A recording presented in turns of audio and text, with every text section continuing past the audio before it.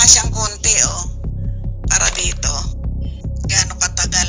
Siguro umabot din siya ng, 2 months.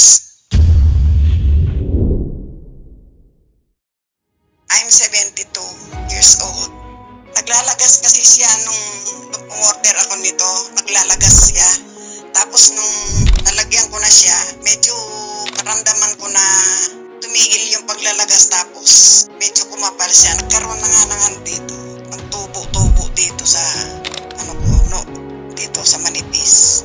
Nagkaroon na siya ng tubo. Yan. Kasi kailangan talaga, siyempre, alagaan mo din yung sarili mo. Lalo na yung buhok ay napaka-importante. Hindi naman presentable yung kalbo ka. Karamihan ganun eh. Pag babae kasi hindi maganda tignan eh. Siguro dahil sabi nila sa stress daw.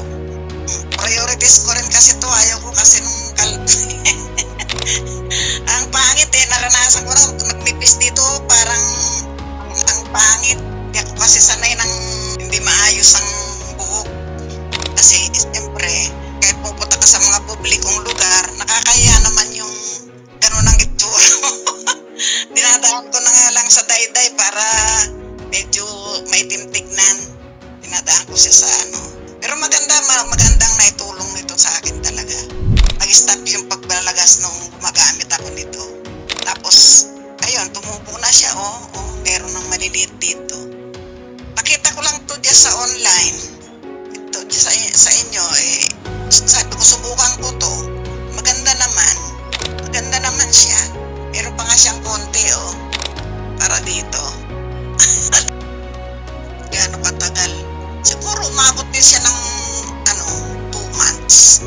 Kaya once a day ko lang ginagamit. Pero okay naman siya, Kasi dito sa online, pala subukan ko sa mga ganito, saka sa gamot. Sinusubukan ko lahat para, maganda naman. Quality naman siya. Marami nga dito sa online na ganito hair grower. Kaya lang, ito kasi nasubukan ko na. Kaya, ito lang nga itutuloy ko. Kasi mahirap yung iba-iba eh. Kailangan dire-diretso ko para ma-prove mo talagang okay siya. Hindi, tama lang.